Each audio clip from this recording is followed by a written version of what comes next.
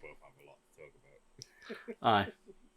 I lost my shit when...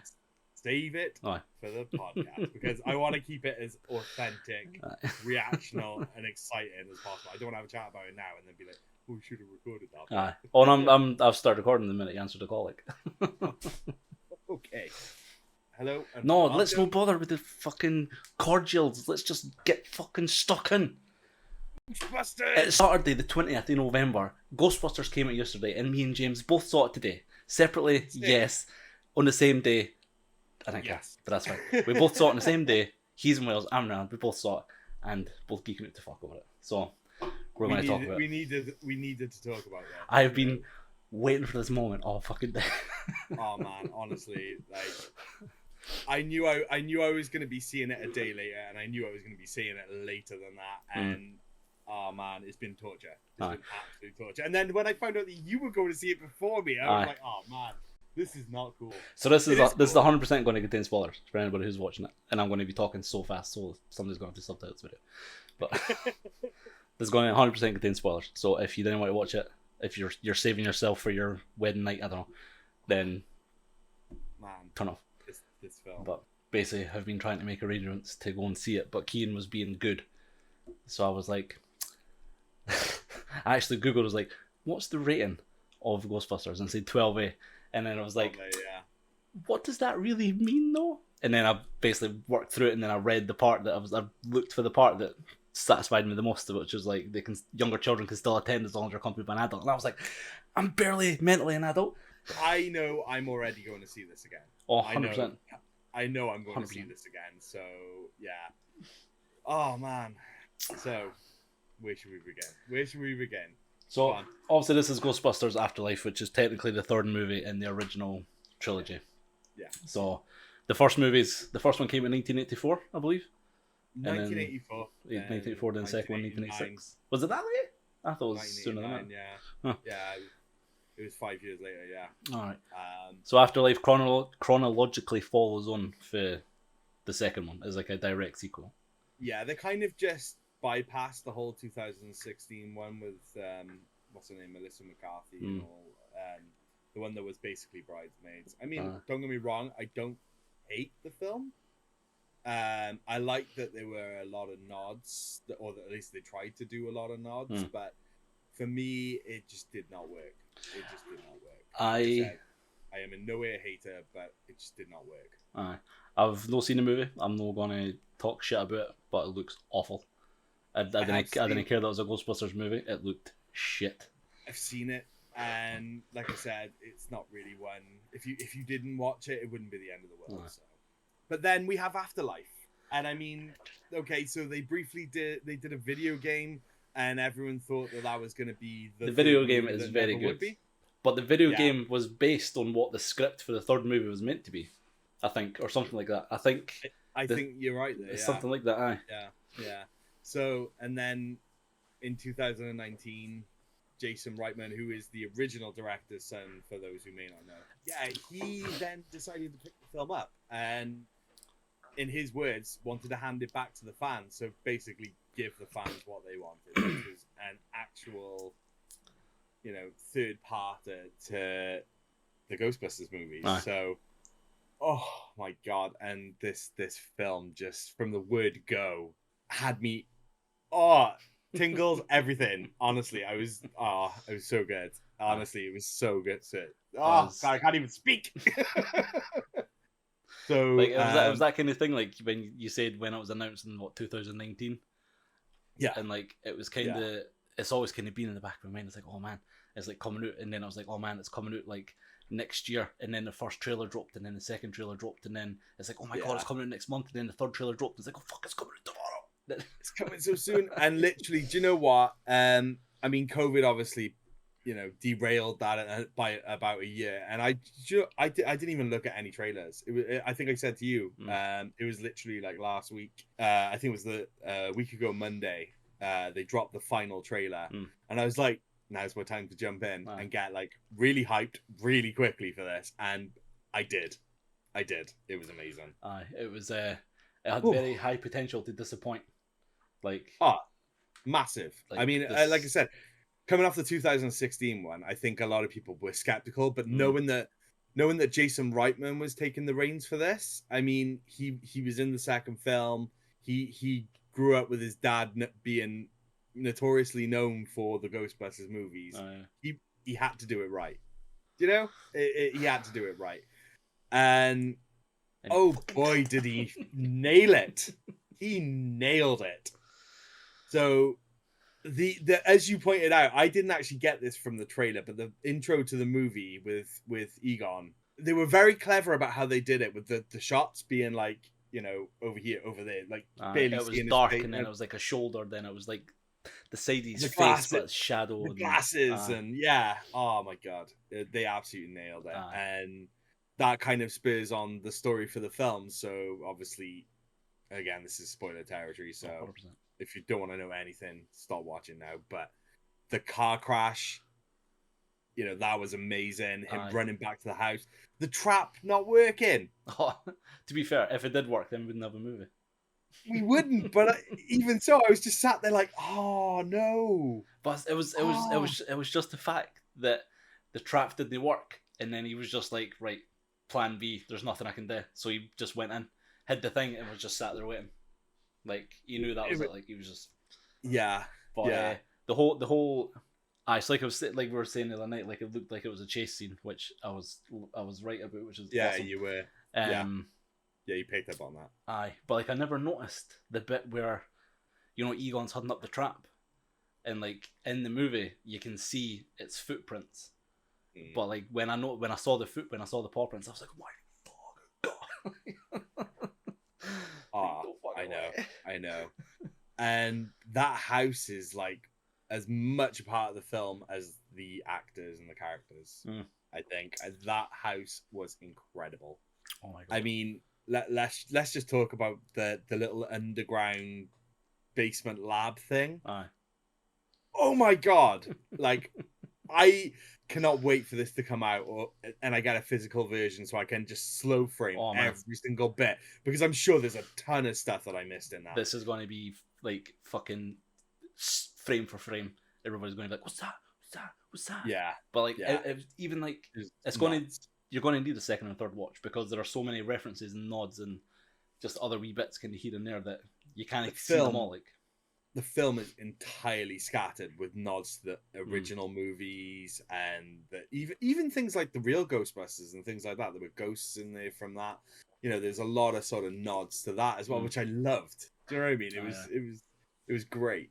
Yeah, and then obviously you get introduced to these characters. You get introduced to Callie, Trevor, and Phoebe. And I mean, My name's Trevor. I was fucking scared laughing at that. My name's Trevor. I know. My name's Trevor. I mean, smooth like. I mean, Finn Wolfhard definitely plays him well. But I like. What was your opinion on the Trevor character? No, I don't lie. I didn't have much an opinion on him. He didn't rate very high. Like, he's a cool character. Is he the cool character though? No, he's not the cool character. He just seems like a meh character. I think if anyone else with less status than Finn Wolfhard had played that, I don't think that character would have gone down as well. Nah, I think they needed an extra person, because it couldn't be a 12-year-old driving the Ecto. So I think they kind of more needed them there for. Like, we'll go into another reason why I believe that he needed to be in the film in a little bit when we get to a later bit, but there is definitely a thing around him being just like a spare add-on, and because I personally felt that they didn't develop his character enough. They really need to flesh him out a little bit more, give him a bit more, because it just kind of like, I don't know, it was just in some bits it was just thrown in there. Do you know what I mean? Like the importance of him getting the job, the relationship. It I don't know about you, but I found the beginning part of the film a slow build up, which is fine to sort of really kind of flesh out these characters. And I think they nailed it with Phoebe, and the actress was absolutely amazing. McKenna Grace is her name. She was fantastic. Yeah, by the way, can I just point out, that's McKenna Grace, not Millie Bobby Brown, because me and my wife had a massive to-do just before I came on call with you, because she could have sworn that was Millie Bobby Brown from Stranger Things. She was like, "Oh, but it's just 11 from Stranger Things." I was like, "It wasn't. It's a completely different character." Yeah. But yeah, she was insistent, and then I had to physically point out, "No, look, it's McKenna Grace, different person." But she absolutely nailed the character. I thought she was fantastic. I thought she was very good. Oh my god! Like, and go on. Like, I think, again, to kind of go to Trevor's point, I think they needed to get an actor that looked somewhat like Egon. Yeah. Kind of. So, like, yeah. She's got a dead ringer Egon thing about her. Yeah. With the whole, like, specs and the short dark hair and just the general mannerisms. Like, she's, you know, she's a female Egon. Aye. Yeah, she's a female Egon. She's very introverted, and our jokes, man. Yeah. Oh my god, our jokes were fucking amazing. Oh my god, I actually did. I laughed. I laughed out loud at those jokes. They were great. Especially the fish one. What do you call a fish in the eyes? But to go back. Yeah. So we start off the farmhouse, the opening scene, and then it cuts to them. Were they in New York? Is that where they were? I don't think. Do you know what? It wasn't specified. They were just in an apartment somewhere, and they got evicted because they couldn't keep it with rent. So it's the mum who's Callie. Callie is the mum. Yeah, so yeah, that was her name. Yeah, Callie the mum, Trevor the son, and then Phoebe the daughter, basically getting evicted for their house because of there's rent due and bills due and blah blah blah, and then just found out that our dad, who is Egon, who's Callie's dad, Phoebe's and Trevor's granddad. Yeah. Jesus Christ. Oh. So they're getting evicted. Egon's only recently died, which I was thinking it was like a week. It was a week prior. I was thinking for some reason it was going to be ages before. I don't know why. No. It was literally the week previous. Yeah, the week previous he passed away, and then all of a sudden they moved into Idaho. Was it? Was that where it was based? This place? Oh, I can't remember. It was literally in the middle of nowhere though. It was called Somerville, yeah. So they have to go to Somerville for basically somewhere to live because Egon's left them the house. Yeah. Or the farmhouse. Yeah, that's right. We kind of know why. So it's a whole thing. And then obviously you get introduced to Gary, who is I thought he nailed that character. I thought he was brilliant. I was concerned that he was going to be the Melissa McCarthy thing, where like he's the same kind of actor. You and me had exactly the same. We had the same vibe for that. And the Cujo thing was fucking amazing. That was great. I know he's just like shoving a horror films for the kids who were brain dead, like. And then she just walks in, and Phoebe, I mean, she just walks in, and she's like, "Yeah, cool." Yeah, like, not an idiot. Yeah. Okay. But yeah, I like the development between those two characters as well. I thought that was fantastic.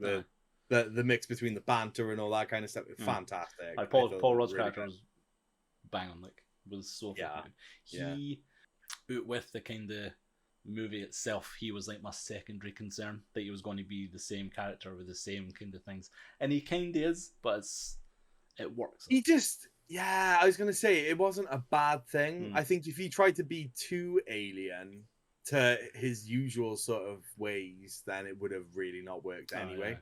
Like, he's got a formula, and he adapts that formula within... Do you know what I mean? He never breaks the formula. No. He just adapts it for that role and that character, and I think he did it very, very well. Very well. Yeah. So to go back to Egon's death, before he dies, he leaves the PK meter under the chair. Then when they move in, there's a tremor. They dive under the table. That's where Phoebe sees the PK meter and she grabs it. So they're setting stuff up. And I thought this was a really cool wee bit. It was kind of spook, kind of eerie, but cool as fuck. So she's got the PK meter next to her on the bed, and she's not looking at it. And then it starts to activate, and then the chess set fall, and then she picks up, sets it up, and then she wakes up the next morning, and then one of the pieces are moved. I was like, oh my god. Just that wee bit, I was like, oh my god. And then I didn't actually get what was going on with that bit. I didn't click straight away that was going to turn out to be what it was. I was a bit like, that doesn't make sense, because usually the ghosts and Ghostbusters are there to terrorize and cause mayhem and just it all to go kicking off. So when I saw that, I was like, and I don't know why it didn't click. I don't know why that didn't click. It was Egon, but it was just like, I don't know why, but that's the first thing I thought. Was there's going to have to be some kind of his presence was going to be in the house some way. Yeah, I mean, I suppose, yeah, looking back on it, I just don't know why it didn't instantly come into my head. Obviously it did not so long after, but it was just a bit like, oh, what's going on there then? What's this about? But yeah, obviously it made complete sense. So that was Egon. Their first day at school, and then Trevor gets the job, and then it's kind of just general introductions, character building, plot lines, and getting stuff kind of in order. Yeah, and then they go up to the mine, isn't it? They go up to the mine and do all the they go down. Well, they go down there, don't they? Later on. Later on, they go down there. So the first thing with the mountain is, I believe, Trevor and the wee crowd, the mates that he makes in the spinner's place, they go up to the top of the mountain. Yeah. Is that right? Yep. Him. Or before that. I think Before that's when the terror dog. They get the terror dog out of the trap, isn't it? Because that's the first thing. That is the first thing. Yeah. Okay. Yeah, you're right. The bus scene. Yeah. Aye. So then Phoebe finds the trap that was hidden under the floorboards, under the chair where Egon died, and then takes it to the Paul Rudd character, who's, what's his name again? Gary Gruberson. Gary. Gruberson. Yeah, something like that. Yeah, because I remember it as a thing because Phoebe was like, Gary Gruberson. Gary Gruberson. I was like, even when she came through, and was like, oh, I'm going on a date with Gary. It's like, who's Gary? It's like, who's Gary? Yeah, it's like, you're going out with a guy called Gary Gruberson. I don't know why, but I was just like, fair enough. Brilliant. Yeah, they find the trap. Then they take it back to Gary Gruberson, who's Paul Rudd's character. Then he's psyched because it's a Ghostbuster trap, and he was also alive when all this thing happened. So he's the one who basically shines the light on the whole 80s ghosts and things like that. And the New York, the New York Terror. Aye. Yeah. There's not been a sight in 30 years, and then he fills them in. They take the trap outside, mess about with it. A terror dog. Oh, it turns out that Harold Ramis actually captured one of the terror dogs. So that's what was in the trap, and then that's what escapes the trap, and then it's there. It basically goes back to the mine in the mountain. Aye. Yep. And then that's where basically it starts to kind of amp up a bit. Yep. And to be honest, from that point onwards, it did just kind of snowball. It was like an explosion. It just went. There's like a good 5-minute intro, and then there's like about 15-20 minutes, maybe half an hour. You can the character build, and then it's like bang, action. Yeah, in your face. And I will say honestly that the bit that followed on from that, where Gary goes into Walmart after the date because he takes Carly out on a date, and after that bit, he then does you see the little mini Stay Puft, which were absolutely adorable. Oh yeah. And then he gets chased by the terror dog. And then that's the whole part where he's the keymaster, and then Callie sort of figures out a lot about her dad that she didn't realize, finds the secret underground base, which again, that lab looked incredible. I genuinely want to sift through that footage over and over and over just to see. Do you have any hobbies? I collect spores, molds, and fungus.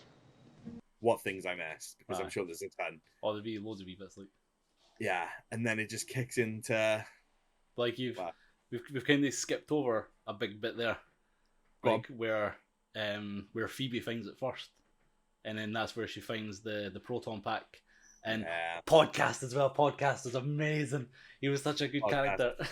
Yeah, he was a fantastic character. So, I actually, initially, I was a bit hesitant about his character. I was like, oh, I don't know, this seems a bit... But I fell in love with him by the end. I thought he was great. No, it's just the first time when he came in, and he was like, he just basically skates in it, and he's like... Yeah. Her face is long and big. And then I can't remember what she says, and he's just like... Oh, man. Like, go. Honestly. And... the bit going back to that actual bit where they find out about the ghost trap and all that kind of stuff, and then they find the proton pack. The bit where she's testing out the proton pack. Oh yes. And they're both there, and he's got the goggles on, and oh man, I I just laughed my ass off. That was that was where I first like kind of fell in love with him. She's like, "Did I get it?" And he's like, "Did you get it? It's not there anymore." Destroyed it. I don't think I hit it. You don't hit it. Oh man, but that was like one of the points where it was like, there's kind of callbacks to like the movie and stuff like that, and there's like the piano parts and like the music that's been used in the past, and this was kind of like.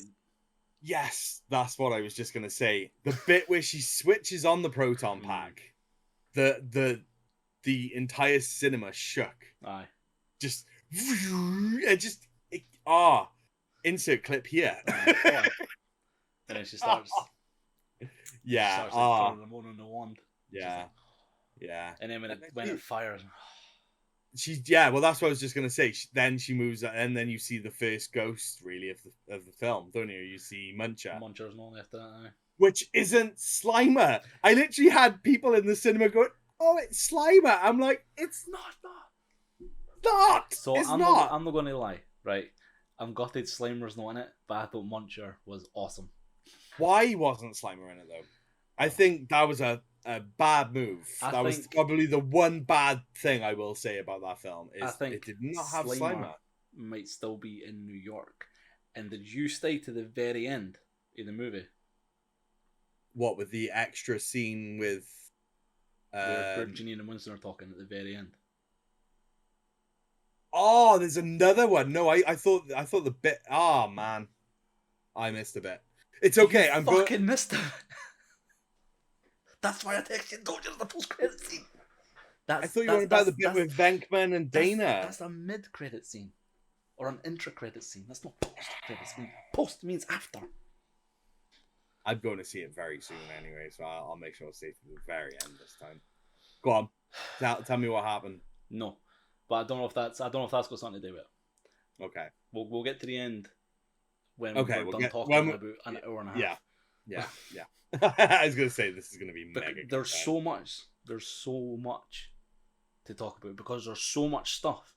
Yeah. In the first movie, in the 1984, when there is so much stuff said, there is so much lore put into place that this movie then just expands on. So say they've got the proton pack, they've got the thing, they've chased Muncher through the town, and I thought Muncher was fucking amazing when he's eating the hydrant. And he's like holding it like this, and he's like, yeah, but and you're then not he looking, looks around, yeah. Because it was like such a kid thing to do. He was like, yeah, it was brilliant. And to be fair, I love the fact that they didn't catch him first time. Aye. Because I think that would have completely diminished how great the Ghostbusters were. Because if it's like any 12-year-old kid can pick up a proton pack and go for it, what's the point? Do you know what I mean? It was like, yes. And the ghost trap with the little RC car. I thought I was gonna hate that. I genuinely thought I was gonna hate it. Like one thing that they done with podcast with the trap in the warehouse. You know when he slides it falls over. Even like when I was young, I was like, how did he manage to get it right the whole time? Because like when he deploys the trap, it goes like this, it turns and it goes like that, so it's upside down, and then he's looking for the American. And then he does it again. That was brilliant. Yeah, I know. It was just wee things. Oh no. Yeah. So then there's the chase, and then basically they eventually capture Muncher just outside the mountain, and then previous to that, that's when Trevor's been there. So he was like, "Oh, I was here." Blah blah blah blah blah. Yeah. And when he was there up there with Sonny or whatever her name is, it is Sonny. Yeah. They looked down the mine shaft, and then they saw the smoke figures coming up. Like kind of bubbling. Yep. And they ran away. And that's when the first terror dog came out. Or like the first spirit came out that we then found out was the terror dog. Yep. And then we got the whole thing where they were turned into terror dogs. So yeah, again, we got Callie where she goes down into the basement and the lab. Finds out about that. There's a whole big thing with her and Egon, who's her dad, where basically he abandoned us and he doesn't care about us and like so on and so forth, and he was an asshole and blah blah blah blah blah. Yeah. Another thing. This is going to be just going back and forward all over the place. But another thing. Yeah. Another thing. You can cut this out. I'm not cutting this out. Fuck this. No, that's going to be too much work to chronologicalize this conversation. No danger. But the bit where Phoebe's watching all the all the old footage and stuff like that on YouTube, and then she finds the trailer and she puts down the number, Mm-hmm. and then they go to jail, and then Yeah. she's like, "I've got a call," and then the guy's like, Yeah. "Who are you Who gonna you call?" gonna call? I fucking lost my shit in heaven. Yeah. So the Chase Muncher, they've got arrested for destroying half the tomb with the thing. They've went into jail. It came out, and then that's where previously, when she was watching the old trailer or the old advert for the Ghostbusters service, We're ready to believe you. Yeah, that one. She's jotted down the number, and then it's like, who are you going to call? That's the number she phones, and then it's Ray. Yeah. And you find out that there was this big thing, because that, for some reason, my wife didn't pick up on the fact that there was this big falling out. She was a bit like, well, why? Well, and it was like, see, because it explains it. It does explain it, exactly. I was like, she must have fallen asleep halfway through or something, I don't know. But she was like, I don't understand why they had this big falling out. I was like, because he literally upped and left, didn't really make much contact, left with the Ecto one, left with all the proton packs, all the gear, literally the PKE meters, the proton packs, the ghost traps, everything gone. And then basically didn't call, so they were just like... Didn't he phone Ray? Spoke to him 10 years later. Said a load of stuff about the end of the world, and then that was it. That was the last they really heard about it. Which leads quite nicely then into the whole temple underground scene. Really. Because there's a bit there where they're talking about mining it, and then he says that, or like, who made these markings, and he says, oh, they just appeared one day. Like, or he says there's thousands of temples with markings, you know, but these just appeared one day, like. Yeah. Oh. And then so going back to then the whole Kali thing, she kind of, I don't know, she realizes that her dad really did love her. There was something else going on, and then the smoke enters the house, and that was actually the first jump scare. I wasn't expecting jump scares in this, but that was actually a bit of a jump scare, wasn't it? When he was in the shadows and then it comes out. Yeah. I think there's a bit before that. I can't mind, because I was with Kean, I was kind of more cautious about what was coming out. I think there was one before that, but I can't mind. Anytime I thought it was going to be something scary, I would just kind of be like, mind them here, like. I can't. I'm not sure. To be honest. I'm not sure. So that's when Calla gets taken. Yeah. So by this point now, Gary's been taken. Yeah, Gary's already. Yeah. Their bit of the mountain was amazing. So basically, when they become the Keymasters, they both take off to the gatekeeper and the Keymaster. They both take off to the temple. Callie gets there, possessed. Gary's already there, possessed, and then they have like a kind of really shit conversation or like. Oh, sorry. I thought you were going to go into the whole Phoebe thing with the stand-up that she does for Gozer.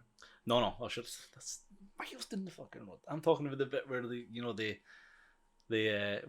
was it? The podcast.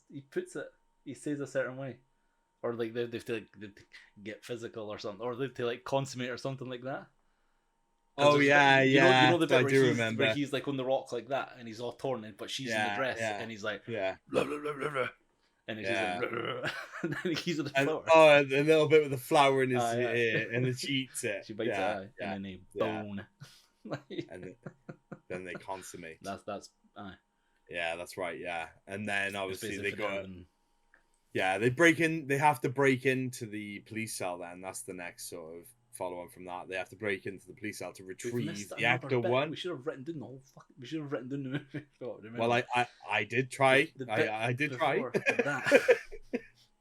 I think it's been an hour since I left the cinema, and I've been trying to get this together to talk about because I've got. So yeah, they when they're in jail, they obviously the police confiscate all the stuff.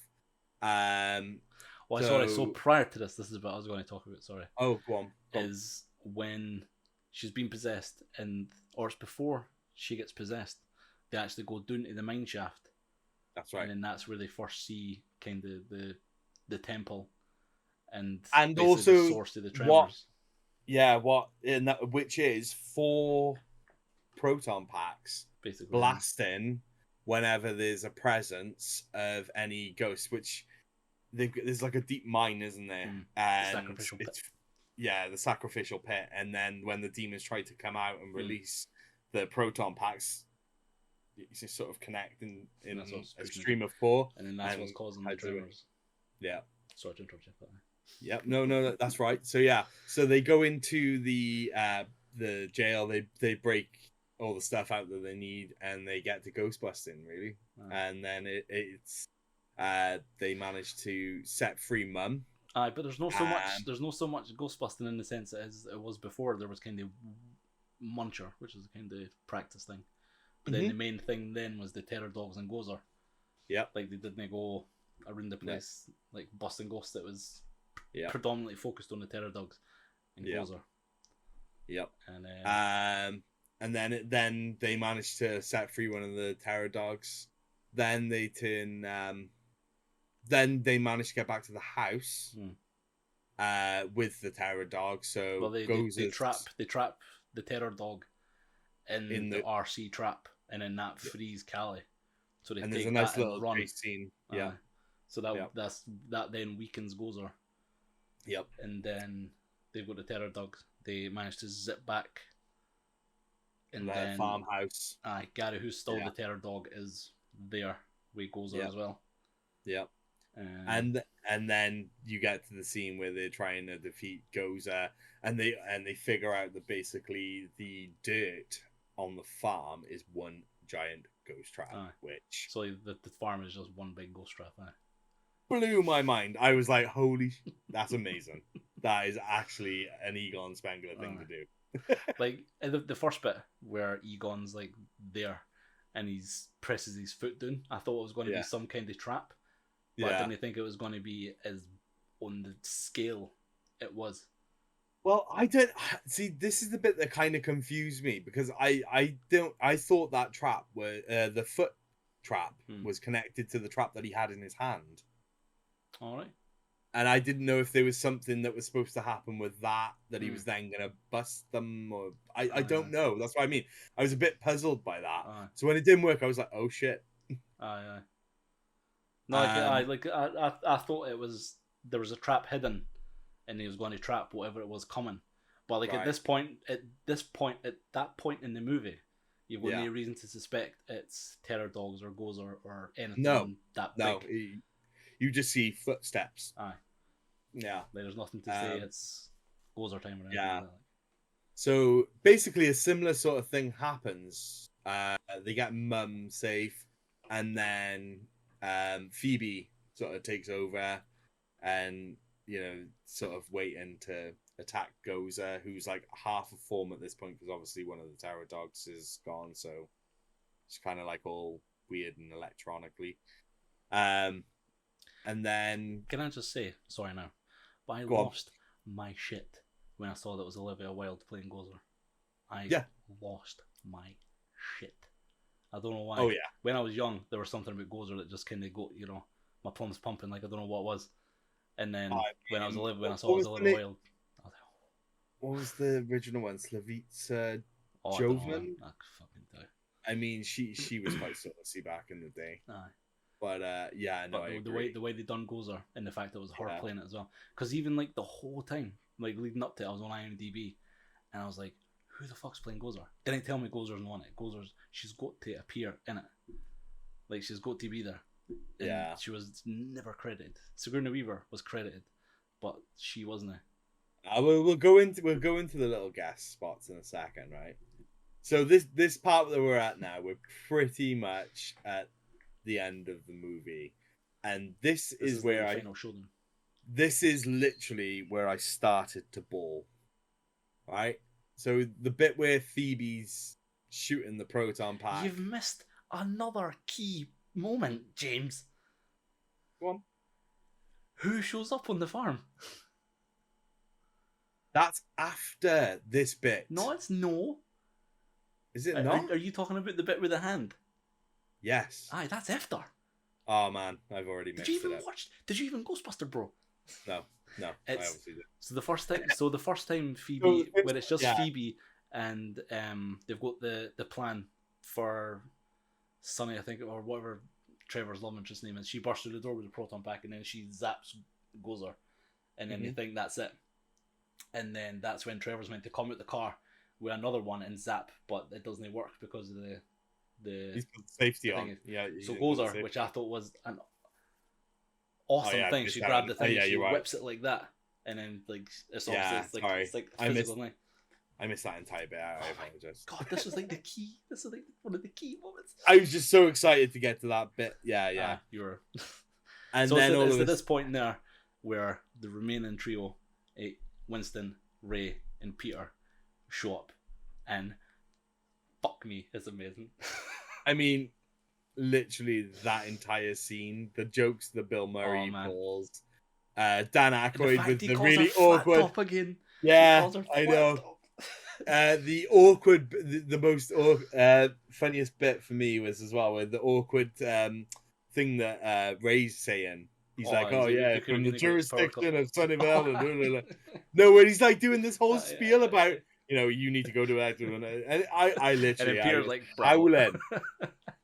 That particular bit for me was mixtures of tears and laughter. Yeah.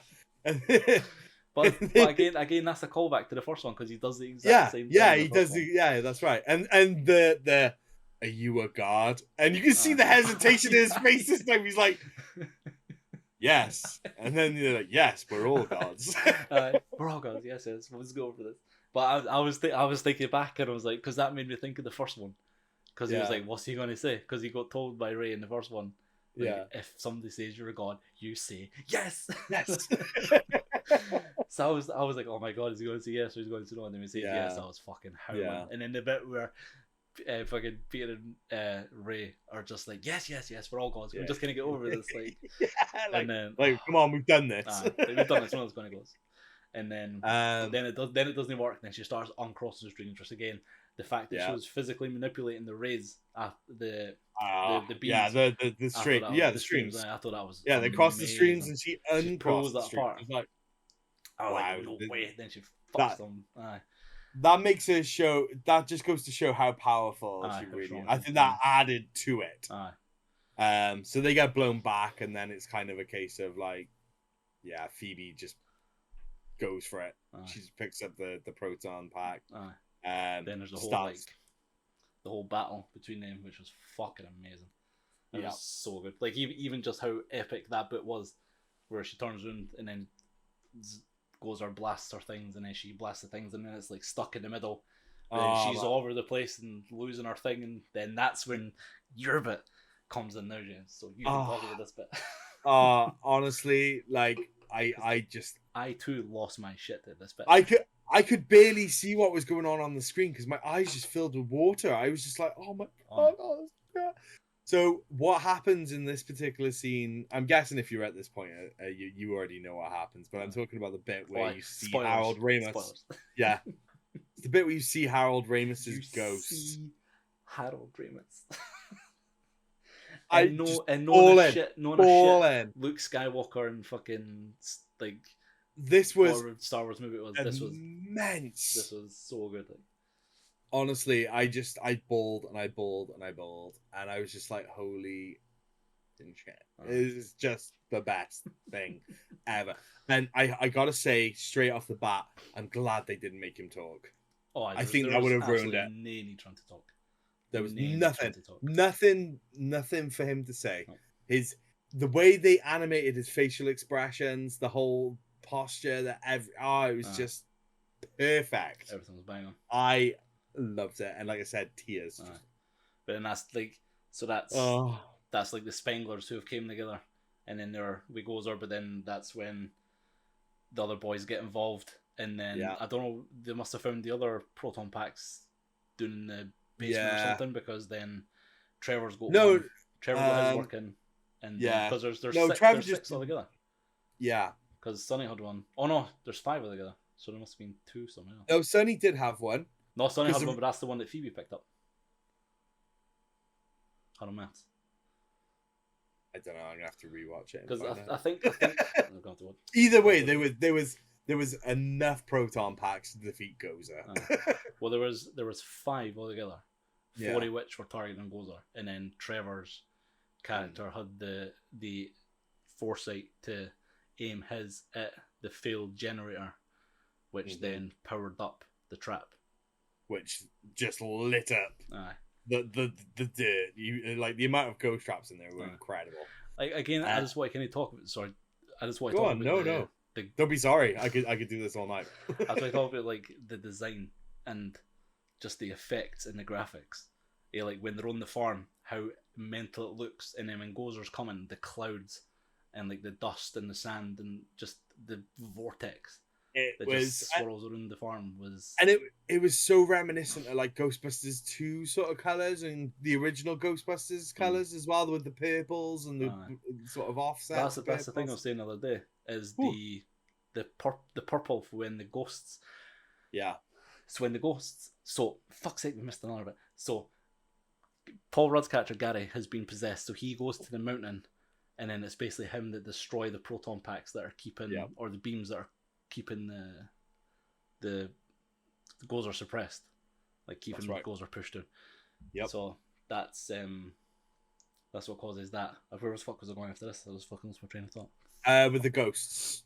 So that caused the ghosts to come at the top of the mountain, which is very similar to how when Peck made them turn off the storage device and the generator in the first one. Yeah. And you see them all kind of flying out and stuff like that, and they're all going about the city zipping about, and that purple effect that they used, like they actually pulled that for the first movie, but like no like a copy, like no like a remake or anything like that. It was like a full on like they got the footage for the first one and then applied it to this. Yeah, which I thought was amazing. It's just another wee thing that's where they've taken so much of the sound, so many of the effects. I'm pretty sure the animatronic for the terror dog as well. You know when it's eating the food, when it's got its head stuck in the thing. Oh and it's my god! Stationary there. I'm pretty sure that was the same thing. I don't know, but it's very close to it. It looked pretty similar. Yeah, but that's just another one of the things that they took for the original. Like this movie is 100% fan service. I'm no fucking complaining. Well, he said it. He said it right. He said he's handing it back to the fans, and he did. He did. Like so. Yeah. So I know. I just want to go back to this Egon Spengler thing. I just bold, and they just kind of reconcile, don't they? They're like, what was it? Venkman says, he goes, I had a feeling you'd show up. I feel like you'd show up. But it's the fact that as if they're like got the thing like that, and Ray's like, then he's. But then they did the Brady Bunch thing with all go like. Yeah. Oh man, but I just bold, and it was when Phoebe phoned Ray first. I think that was the first thing that got me, because I knew it was coming, obviously because of the trailers. There was going to be a phone call, and then when I saw the phone call and there was the "Who are you going to call?" line, I was like, right, this is it. This is where we're going. This is it. This is it. Yeah. One thing that I really liked, and I don't know if a lot of people are going to be feeling the same or indifferent or whatever, but the original weren't in it too much to overshadow the movie. It's very much a new movie, and then they've just added like a little bit, just a nice wee bit. Like it wasn't so much like, can you come help us defeat a ghost? It's like we'll be there backstory. Now. It's like here's backstory. There's nothing else to it. That's the conversation. This is what happened. What's happened in the past 30 years or whatever it is since they spoke. Yeah, and then they show up at the end, which I thought for me was just the perfect amount.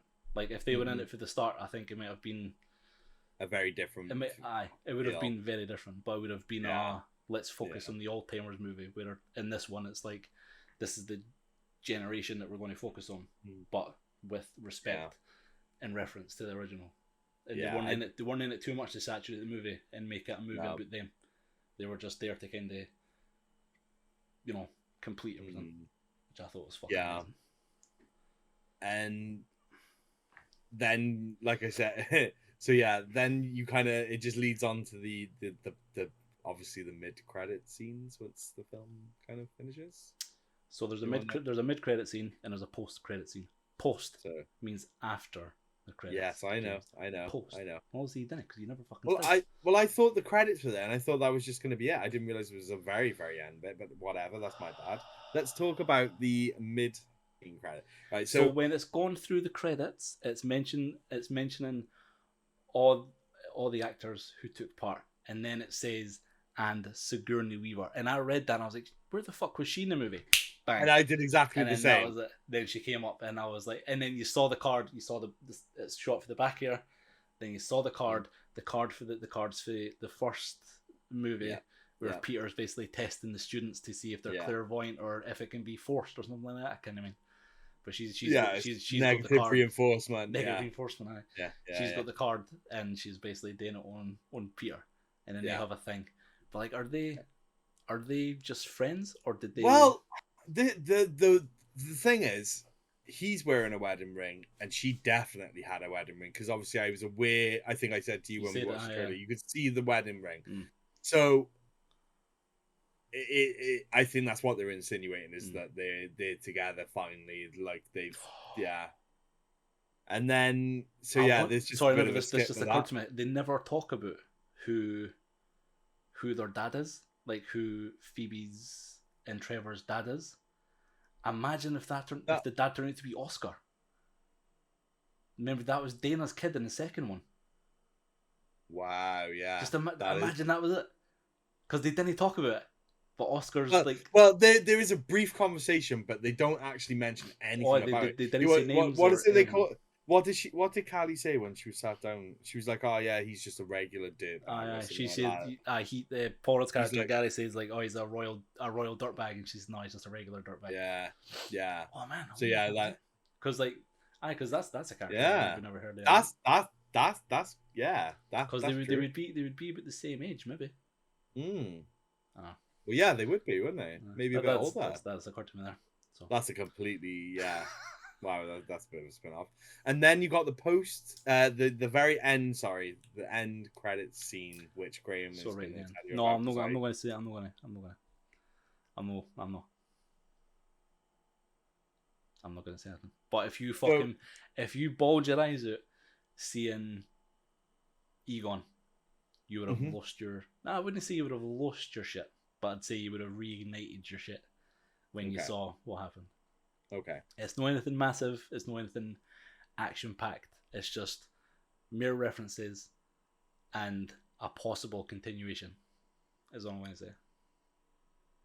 I will leave it at that. So I am just going to end this now and round it up by saying this film was incredible.